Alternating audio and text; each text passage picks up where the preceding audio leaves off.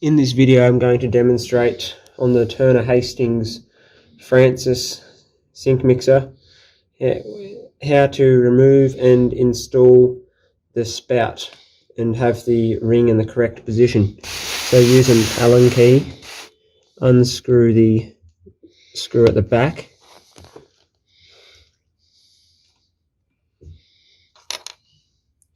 and pull the spout off upwards. So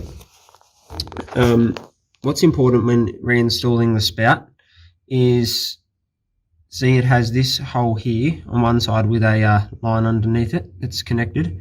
On the other side it's got a complete split all the way through. So what's important is this screw here goes into the side that is not split all the way through. It must go in the side that has the connection under at the bottom of the grey plastic ring.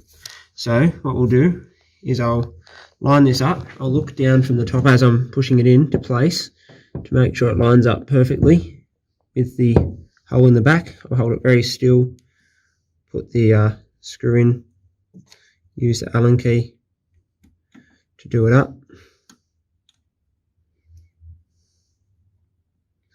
and then the spout should not come out if it's been installed in the correct position. Thank you.